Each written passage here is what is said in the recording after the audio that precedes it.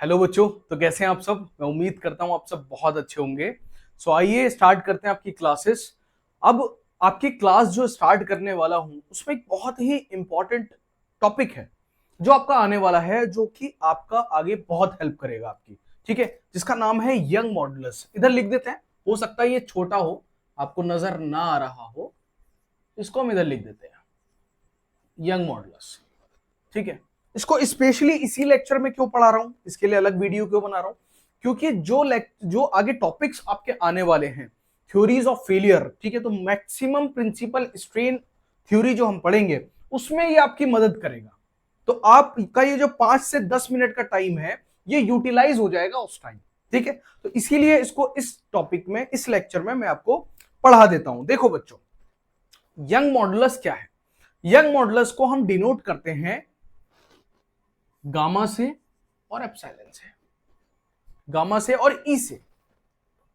ठीक है, एप्सिलॉन और ई में कंफ्यूज हो जाते हैं। एप्सिलॉन को हम स्ट्रेन को एप्सिलॉन से हम डिनोट करते हैं। देखो, अब ये है क्या चीज? यंग मॉडुलस क्या है? यंग मॉडुलस रेशो है किसका? टेंसाइल स्ट्रेस का और टेंसाइल स्ट्रेन का। ठीक है, यानी कि अगर हम E is equal to tensile stress upon tensile strain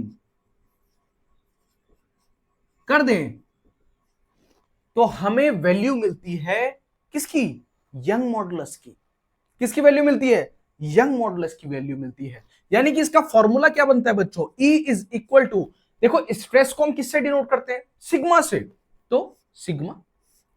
और स्ट्रेन को हम किससे डिनोट करते हैं? एप्सिलॉन से। तो ये इसका फॉर्मूला बनता है किसका? यंग मॉडुलस का बच्चों, है ना, बहुत इंपॉर्टेंट। अब यही कंडीशन आती है कंप्रेसिव के लिए, ठीक है, संपीड़न के लिए, कि अभी तक तो क्या खिंचाव वाली बात चल रही है, लेकिन अगर यंग मॉडुलस कंप्रेसिव कंडीशन के लिए निकालना है तो फॉर्मूला क्या बनेगा? फॉर्मूला बनेगा E is equal to compression या compressive stress upon compressive strain. ये फॉर्मूला बनता है कंप्रेशन के लिए।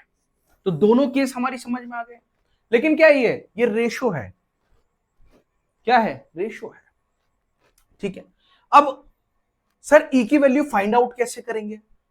ई की वैल्यू फाइंड आउट करेंगे, हमें नहीं करनी। ई की वैल्यू फिक्स्ड है, हर मटेरियल की फिक्स्ड है।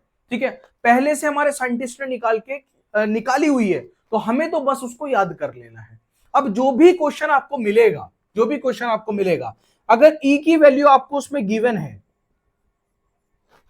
और स्ट्रेस और स्ट्रेन कोई भी एक वैल्यू आपको उसमें से दे दी है, तो क्या आप तीसरी वैल्यू फाइंड आउट नहीं कर सकते? बिल्कुल कर सकते हैं। सपोज आपको ई की वैल्यू दे दी और साथ साथ आपको दे दिया स्ट्रेन, तो स्ट्रेस आ जाएगा। क्रॉस मल्टीप्लाई किया सिंपल मैंने, तो यहां से आपको स्ट्रेस की वैल्यू मिल जाएगी। बहुत ही आसान है। अब बात करते हैं इसकी यूनिट्स की। तो यूनिट क्या है? देखो, E is equal to stress upon strain. तो स्ट्रेस की यूनिट क्या होती है? न्यूटन पर एमएम स्क्वायर। और स्ट्रेन की कोई यूनिट नहीं होती, नो यूनिट। तो इस जो हमारा यंग मॉडुलस है उसकी जो यूनिट है वो भी क्या हो जाती है? न्यूटन पर एमएम स्क्वायर हो जाती है। ठीक है, अब एक एग्जाम्पल की हेल्प से समझते हैं। अगर सपोज बच्चों यहां पर E की वैल्यू हमें 50 दे दी, सपोज 50 न्यूटन पर एमएम स्क्वायर। ठीक है, अब तो यूनिट हमें याद हो गई ना, 50 न्यूटन पर एमएम स्क्वायर दे दी। ठीक है, और यहां पर हमें स्ट्रेस दे दिया आपका 100, सपोज 100 न्यूटन पर एमएम स्क्वायर। तो क्या हम स्ट्रेन नहीं निकाल सकते?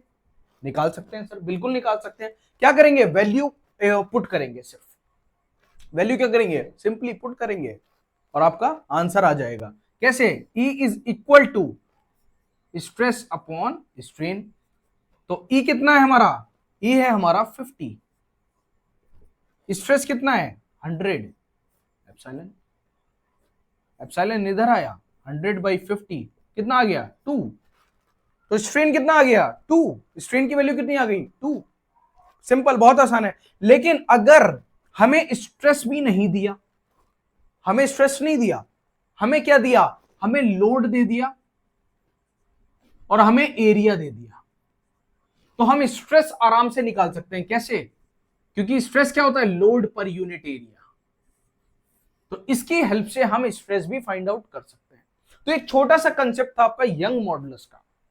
आपको सिर्फ इतना याद रखना है, यंग मॉडुलस क्या है, रेशो है किसका, टेंसाइल स्ट्रेस का और टेंसाइल स्ट्रेन का, जो कि मैंने यहां पर भी लिखा हुआ है और दोनों फॉर्मूलाज यहां पे लिखे हुए हैं। सेम नोट्स अपनी कॉपी में बना लेना।